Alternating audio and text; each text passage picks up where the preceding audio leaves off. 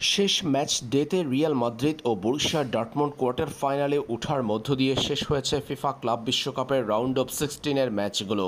চূড়ান্ত হয়েছে round of 16 থেকে কোয়ার্টার ফাইনালে উঠা ৮ দল।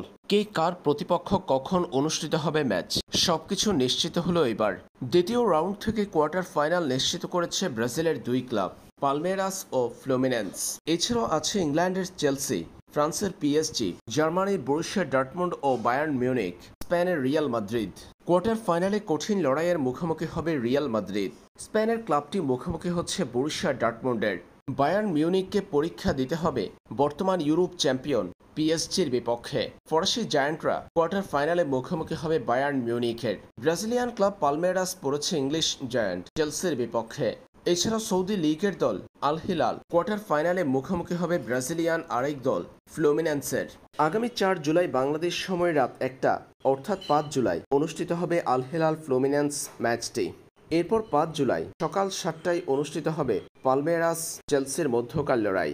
৫ জুলাই রাত ১০টায় অনুষ্ঠিত হবে পিএসজি বায়ার্ন মিউনিখের ম্যাচ। আর ৫ জুলাই রাত ২টা অর্থাৎ ৬ জুলাই অনুষ্ঠিত হবে রিয়াল মাদ্রিদ ও বরুসিয়া ডর্টমুন্ডের লড়াই।